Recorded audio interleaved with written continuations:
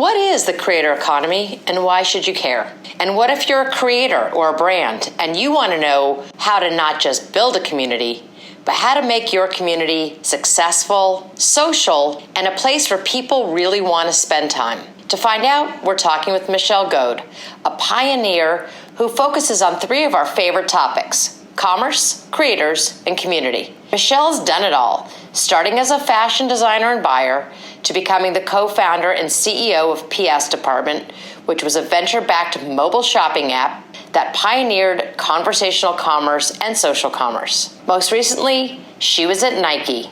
Yep, Nike, leading Gen Z innovation, where she was the creator of Nike's first move in the social commerce space, beginning with NBG, a social app for Gen Z. Today, she's an operating partner at the Chernin Group and runs her own innovation studio. So yeah, let's just say Michelle knows what she's talking about. So today, we're going to talk to Michelle about the power and impact of teenage girls, multi-brand commerce, what brands can learn from Shein, and why short-form video is eating the world. Welcome to this episode of Everything is Better with Creators. I'm Jamie Goodfriend, your guide to all things happening in the creator economy. Every week, myself or my colleagues, Emma Harmon or Ashley Rudder, will be hosting this podcast. So let's get into the interview with Michelle Goad. Roll the intro, please.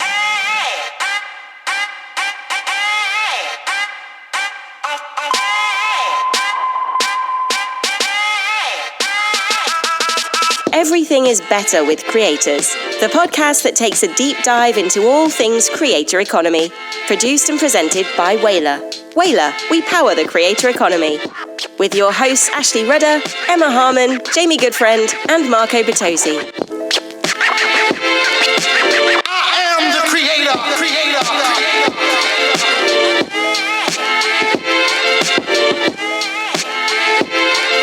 And this is fresh. And now it's time to bring up the headliner of the evening. Very special. Please welcome to the stage The Big Interview. Everything is Better with Creators. Hello, Michelle Goad. I'm so excited to have you on our Everything is Better with Creators podcast. Big yay. I'm so excited to be here. This is going to be so fun. Well, you know, the thing is about podcasts, sometimes we have to study and I have to do a lot of prep. But since I've been a longtime fan of yours, I feel like it was much easier. The prep was a lot easier because you talk about some of our favorite things, my personal things, creators, commerce, and community. So we're going to dive into that today. But before we get started, I wanted you to just tell the audience and really about your unique background. You spent some time at Nike and you've been sort of very public about this life change you had. I think it'll be good to explain who is Michelle Goad? Who the heck am I? Thank you so much for having me. First of all, this is really fun. So I think about my career in kind of three chapters. The first was I just wanted to learn everything about commerce. Like, who do I need to be in that world? I love the business of making and selling things. So I literally have done every job. I was a designer, I was a buyer, merchandiser, brand marketer. And that was kind of the first kind of decade almost of my career. And then after the iPhone came out, I just had this moment where I was like, oh my God, this is going to change absolutely everything. And that's all I want to do. It's all I'm looking at and I'm fascinated with it. And so in 2011, I actually started working on a startup idea, ultimately left and founded a company led as CEO called PS Department. We really pioneered the concept of conversational commerce painfully early in the space. And I built that business over 6.5 years. We grew it to 8 figures. It was a marketplace business. So was signing on brands really early on, really bringing the luxury fashion and women's fashion space into the mobile world. And really thinking about how we could bridge one-to-one commerce at scale, right? When you have these moments in your life where you really just need someone to serve you in a more premium, high-touch way, we built that channel. And a lot of the work that I've done in social commerce actually started at that moment so early. But just seeing, people were looking at Instagram, getting inspired, and where do you buy the stuff, right, that you're seeing? And so I joke that we were kind of the fulfillment arm of Instagram without officially being it, but that's really what got us to product market fit. So I ran that business for 6.5 years. Ultimately, the margins were really tough. It was an affiliate business. We were pioneering that space too. And, when I was looking at, okay, where's the future of this business going to go? We were talking to all sorts of, great multi-brand partners in the space, in the fashion space, as you can imagine. But Nike was actually one of those people at the table, and they had just announced a D2C play. And that was really my background. I had, a million years before that, launched Barneys.com. Like, I just loved that world. And I was like, oh, you're trying to go direct to consumer. That is exactly where you should be going. And I want to get on that rocket ship. So they ultimately bought us out of our company, came to Nike. So I'm now a startup founder. We had like a 25-person team. I've dropped in an 80,000 person organization at, the top. And it was a really big change for me, but change is good for you, right? So my first job was really digital transformation in the direct-to-consumer arm. It was in digital product and retail, and really helping the business understand how to serve consumers and drive LTV. And then I just really missed building after kind of doing that for a couple years. And so there was an opportunity in innovation at Nike to really lean into Gen Z. And it was interesting because what I was watching at that time was two companies that kind of, I would say almost no one was really getting fired up and talking about internally at Nike at the time. And this was Shein and this was TikTok. And the interesting part about both of these companies and how they entered our market was that they rode that off the backs of teen girls. And this is a segment that so few brands and businesses are doubling down and focusing on. And here was Nike saying, hey, we really want to focus in this area. And I was like, oh, this is a win-win for me. I mean, this is a fascinating consumer. And I'd never, served people without credit cards, right? And what are these girls into and what do they think about? So took that job, ran that, overseeing Gen Z innovation for 2.5 years. Did so much testing, so much work. A big part of that ended up being, of course, doubling down in social commerce. We both built a native product that, we can talk about how brands get in this game. Should the platforms own that experience or can a big brand own the experience? And then on the inverse side, of course, launching that tests and scaling on TikTok and Instagram, YouTube, et cetera. And, after doing that, I actually had a kid last year. And had a moment to pause and think, I actually think this is really going to be the future of not just, a small piece of the pie. I think this is the future of everything, given where the eyeballs and attention are. So decided to leave Nike or consulting and am now an operating partner at TCG, the Turning Group, which is really focused on this sort of intersection of content and commerce and community. And I'm really excited about the work we're doing there. And then I also have an innovation studio that I've stood up to really build some of the things that I feel like are missing in this world of how do we connect all these parties together. So that's me in a nutshell. I'm such a fangirl. Okay, so I want to unpack a few things here. There's no audience scarier than teenage girls. They're such a powerful force, and I share your obsession. But I will add in, I'm terrified of them. But we do share that passion for Gen Z, and I totally agree with you. And if it isn't Gen Z, I mean, it is Gen Z right now. But what I always like to try to explain to people is, and that's where I remember actually hearing of you first was PS Department when I was at Intelligence Group and we were doing the Cassandra Report, and you were a real standout. But if you want to see the future, you have to look at what kids are doing, and namely teenage girls. Because they're onto everything. That's their job in life. That is into their DNA. And so by doing that, you can really anticipate where things are going. And I know you didn't call it social commerce, but that's what it was at the time that you were thinking about. And you had an interesting insight that you were talking about recently in 2019 that sparked your commentary about something that nobody really talks about is Etsy. And I'm obsessed with what they're doing. And you were the first person I saw to talk about it. So can you tie that together? So you had this insight and now you're seeing it on Etsy and how it ties into social commerce.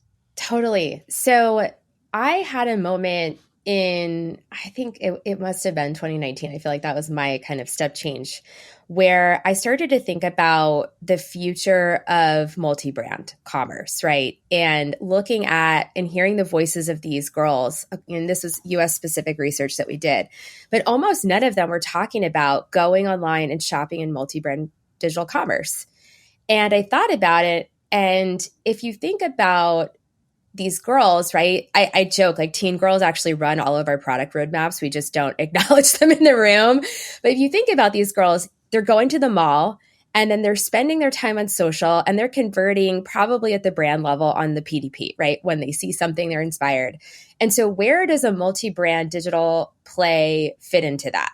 Right. It's tough to get in front of that consumer. And there's some amazing standouts that have done it, but it's tough. So if you think on the macro level, if multi-brand digital commerce is actually not going to continue to grow, it might stay flat, it might decline. Who takes the place of that for a brand?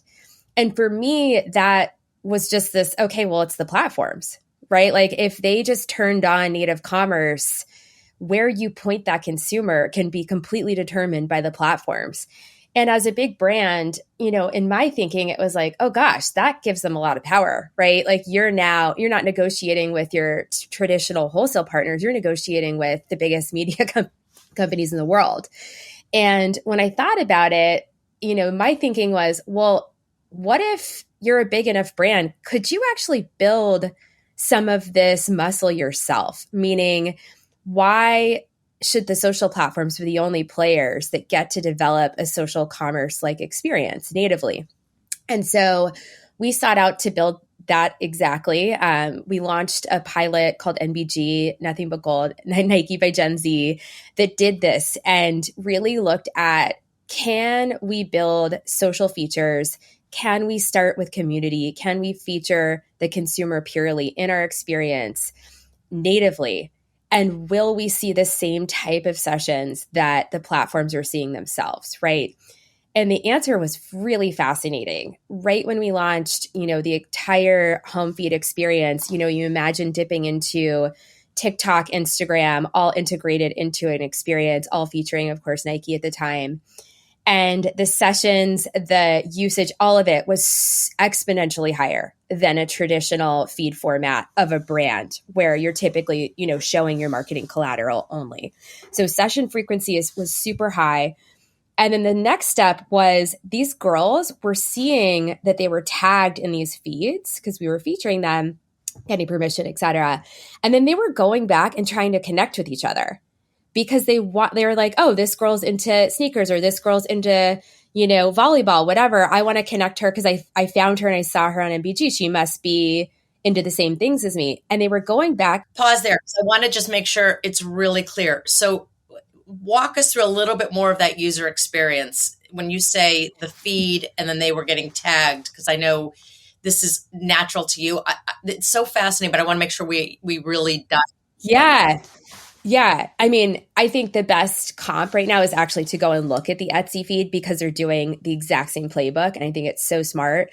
But really what it is integrating all of the tags that you have on TikTok and Instagram for your brand, curating that, and then tagging product that's available to buy in that moment.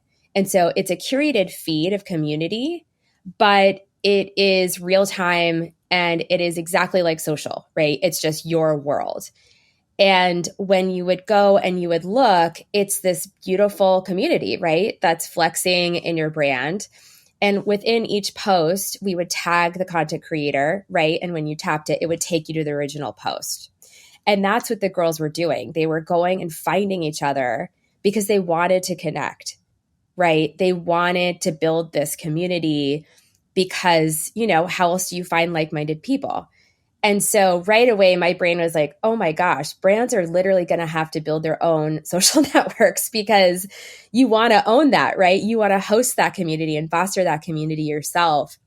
And so when I saw the Etsy execution, I got so fired up because they're working off that same insight, right? This is about community and your consumer and putting them at the forefront, allowing them to participate in your brand versus using just the traditional sort of marketing collateral to try to drive users to look at your app, right?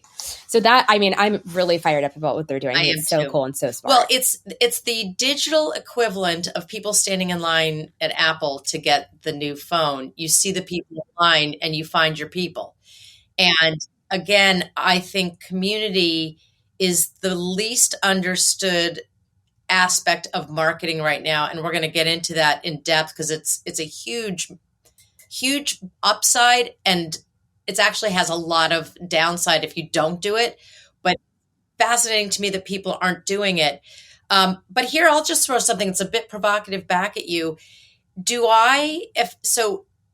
TikTok, for example, and obviously Whaler does a lot of work with TikTok, but what we hear from consumers and creators is that they don't want to give TikTok their credit card information. They don't really want to give any platform their credit card information for shopping. So, and I know you had a really good list of pros and cons about brands, retailers, consumers, and platforms. Who do you think are the likely winners here in this? If somebody wakes up and says, "Oh my God, you're right, we got to do this," who do you think is best poised to win? That is a very provocative question, because I think it actually matters what the core strengths of a company are. Mm-hmm. And when I look at a company like Shein, for example, who is clearly a tech company, they are a consumer tech company that happens to sell stuff to people. I think they are absolutely positioned to win this space because they can work at the speed of the consumer. They ship updates, et cetera. I mean, unparalleled, right, in retail. When you look at more of a legacy brand trying to pull off that same clip of innovation they would need to on the tech side, I think that's where I get a little, not bearish, but it's just going to be harder for them to do. Mm-hmm. Whereas on the flip side, on the tech, this is all they do, right? This is all they do. This is all they think about, shipping product updates, making the experience amazing. But on the flip side of that, you totally nailed it. What is retailing? It's trust, right? It's like, okay, if something goes wrong, there's a person I can call, right? There's a way to fix it. And there's a customer service element. I mean, it's trust and service, right? Like that's what we're doing. How in the world do you think about calling someone at Instagram if your order goes wrong? These are just like unsurmountable, right? Because it goes back to, when the quote unquote internet and e-commerce first started to really gain footing, we used to say, well, if you could go to Vogue or Elle and just click and buy right from the magazine, what a perfect world that would be. And various companies have tried to do that, but not successfully. Even those companies have tried to do it. It doesn't quite work. It's a really interesting dynamic. And also, then if you look at it from the other way, the PDP page is the left-handed, red-headed stepchild. I'm often saddened. I want to cry when I see how neglected poor PDP pages are. I have to give a shout out. I worked with a company when I was in the toy business called Brand 3P, and they figured out a long time ago that the PDP page can be the most beautiful experience ever, and it makes a difference. Now, the challenge for many brands is the sheer volume of video content that you need in general, but specifically for your PDP, which gets us into your second sort of big focal point, which I want you to talk about, and we're going to save the best for last because we're going to get into community. But you say short form video is eating the world. Yes, it is. And especially when it comes to commerce, and especially when it comes to the challenges of creating it consistently for so many different channels. And so herein lies the opportunity and challenge for companies, which is, Gen Z, especially teenage girls, they want short form video. You got to give the people what they want. And that's the future. So let's talk about that for a second. Oh my gosh. When I started to think about the world of creators and TikTok and all of the disrupted in general that's happening around us, when you look at attention span, et cetera, you can make an argument people are always going to watch long form, of course. But I think this shift to short bite size, TLDR moments is not going away. And I look at, I went to VidCon this past year and I went to VidCon pre-COVID. And just the momentum and impact, you can see the difference between what it was like in 2019 and the energy that TikTok and short form, I mean, every single platform, that is their number one priority. It's very clear this is now a very serious area that people have to win over.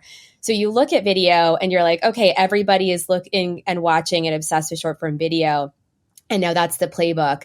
But I was making the same parallel when I started to click out. Oh my gosh, think about commerce, right? Like you used to build these massive e-com plays. The homepage was beautiful, huge brand investment going into that hero image and the video, et cetera.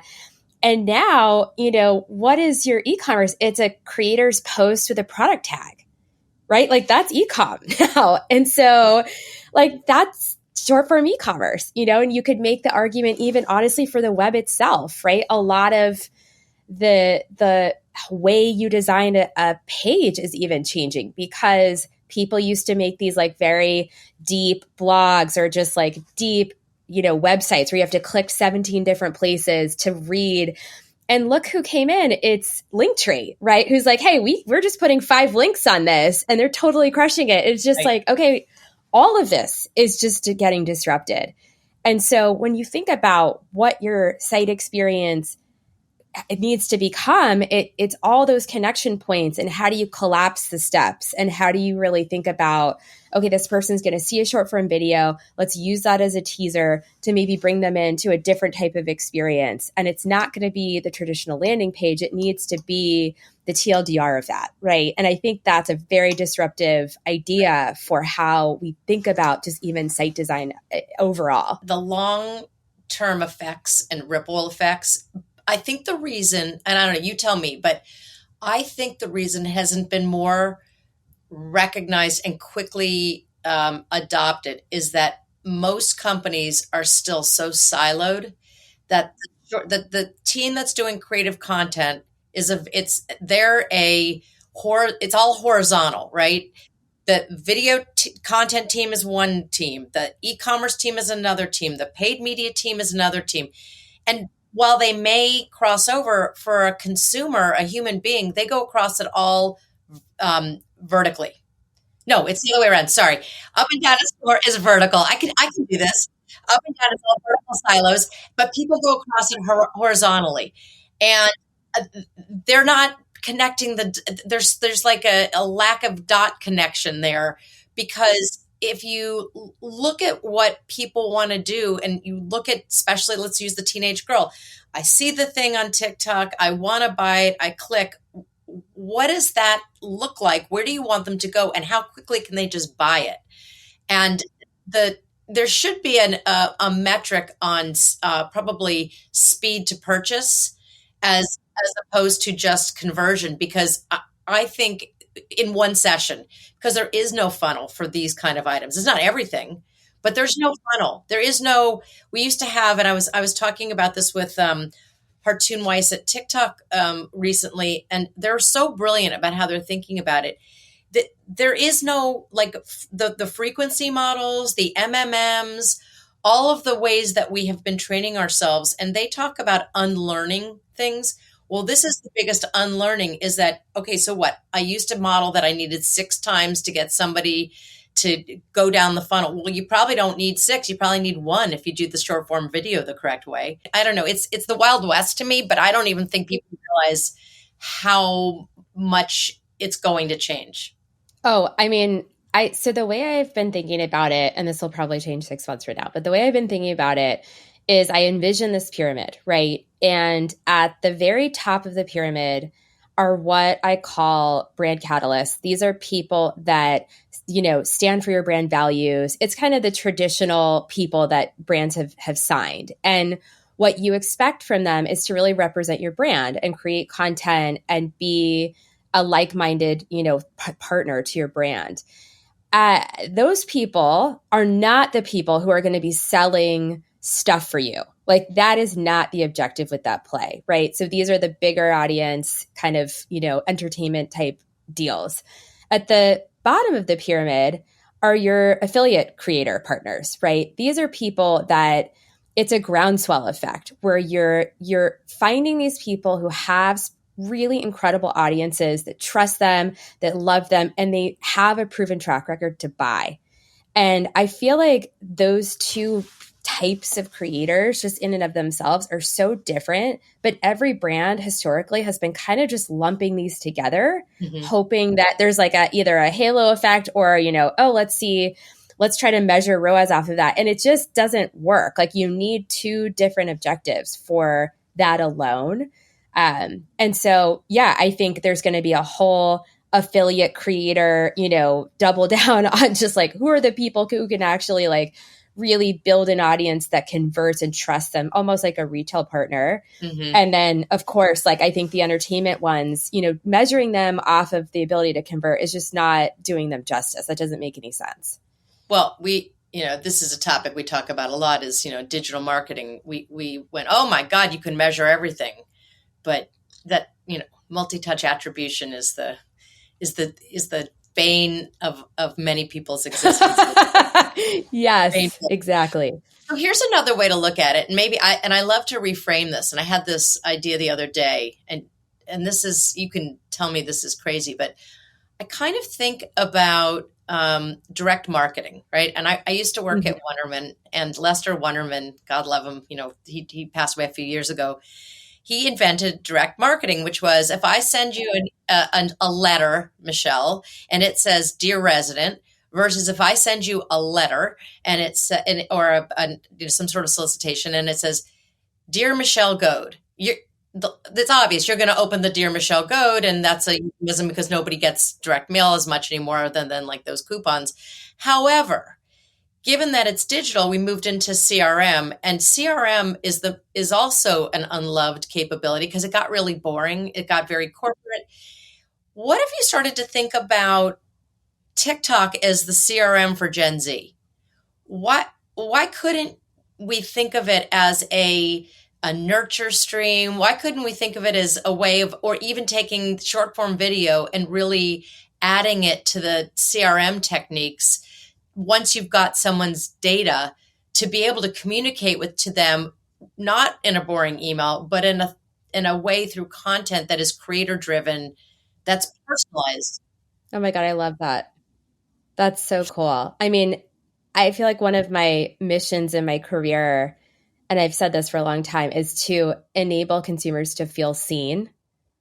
And I think this idea, I mean, I love that idea where your favorite creator is acknowledging you on a personalized level. And maybe there's tech that actually powers that, but it just, how special would you feel, right? If that was a possibility that they could really acknowledge you as a fan and follower. I think that would be incredible.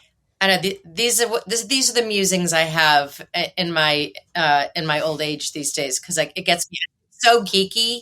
But I'm waiting to see what Salesforce and Adobe come up with, and I'm asking them because there's got to be something. Okay, now let's get into the big area that I'm dying to talk to you about because it lends itself to. Let's talk community, and we've kind of brought it up in this conversation as a thread. But at a fundamental level, we all know that people are tribal. They sit around the campfire, all those things, and the idea of finding your people has changed so much. And, I often say, like, if you grew up in a small town and, say this was years ago before the internet, and you were a fan of French films, right?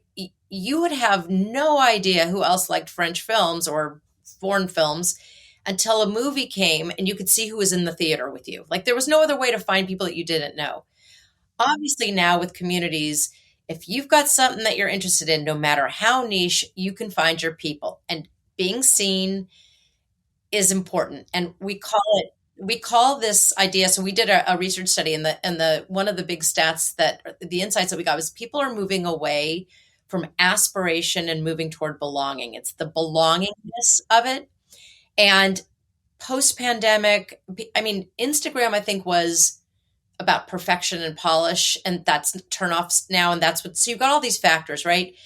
But the power of community is, to me, a miss for companies. And I'd love to hear your thoughts about how do we help brands really understand that the idea of community is not the comments on your website. It's not the comments. It's not the people necessarily who sign up for your website, although it could be, or whatever it might be. It's the creator and the community that they talk amongst each other about your brand, and you can be invited in, but you have to be invited in and you have to bring value. It's like Cowboys of Color or Mushroom Core or pick something. Why can't we, how do we help brands see this is the new, this like programmatic marketing? I don't know. It's hard. Yeah. This is a big topic for me because I had the biggest unlock of my life probably last year around this world. So let me set the stage. I moved from New York City to the woods of Oregon when we did this deal. So we live in the woods of Oregon. We're, pandemic. Okay. I have a kid. I'm on maternity leave, right? I'm turned 40 and I'm about to leave my job. So I have all these big life changes happening at one time and embark in something new. Where am I going to find people, right, in any of those moments of time in their life? People who are just having kids or people who are making career changes, right? And I would go on social, on Instagram primarily, and I'd be scrolling through content. And I just had this moment where I'm just like, this is called social media, but it's actually not social. I'm not connecting with anyone right now. I'm consuming content by myself, right? Sure, you can make an argument for DMs, but not really, right? There's nothing social about it. However, you go on a product like Twitch and it feels like a damn party, right? For these like gaming community, and it's alive and like people are messaging with each other. It's really amazing.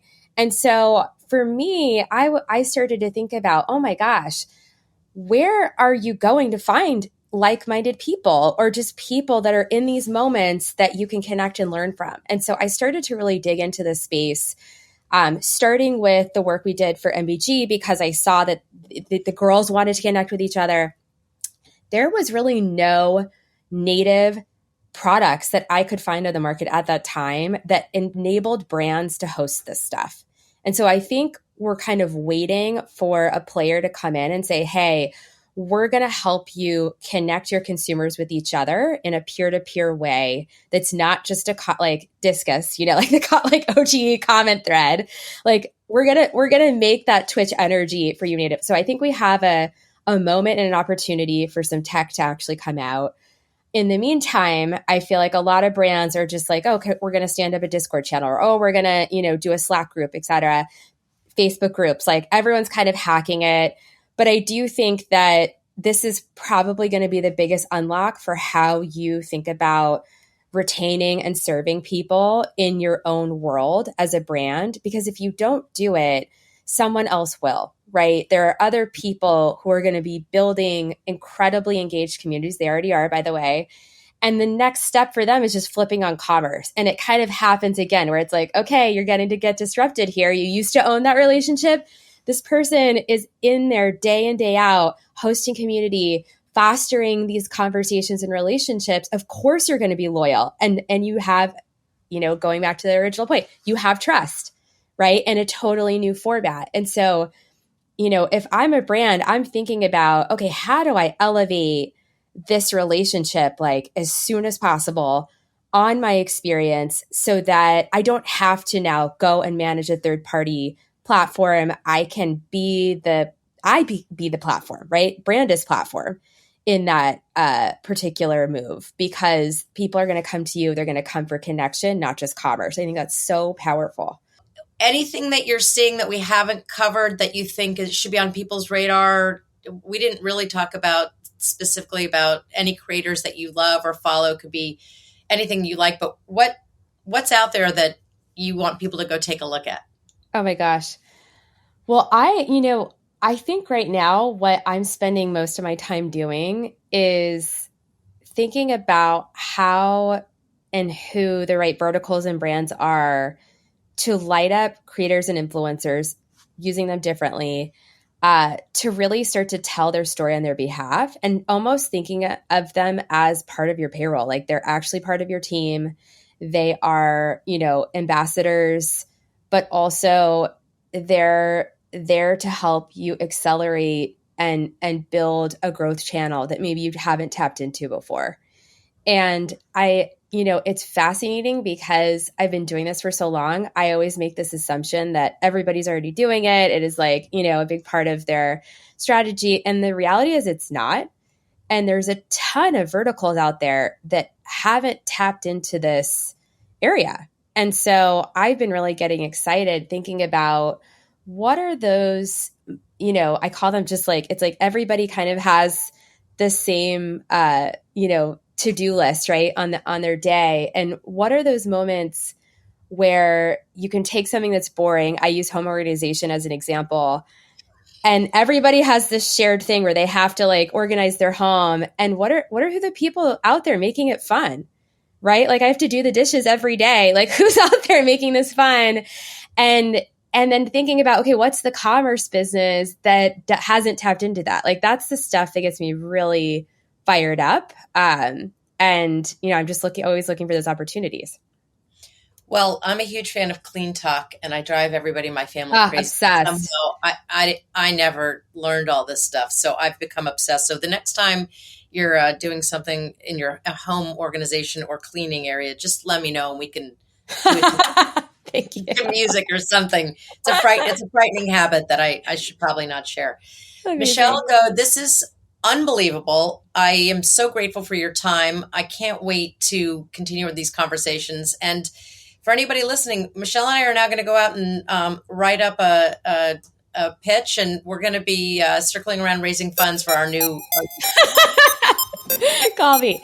Exactly. Thank you so much, Michelle. Appreciate it. Thank you. Thank you for having me. We hope you've enjoyed what you've heard and will come along with us as we navigate the journey to the promised land of the creator economy. Make sure to subscribe or follow our show on Apple Podcasts, Spotify, Google Podcasts, iHeartRadio, or wherever you like to listen to audio.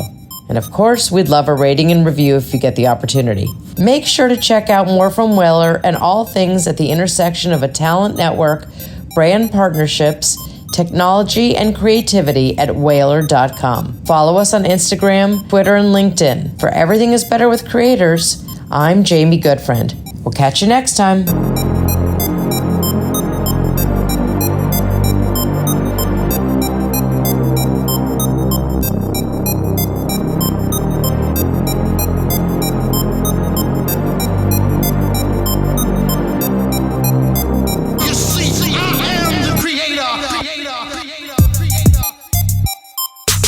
Everything is Better with Creators is produced by Whaler. Whaler, we power the creator economy. Learn more at whaler.com.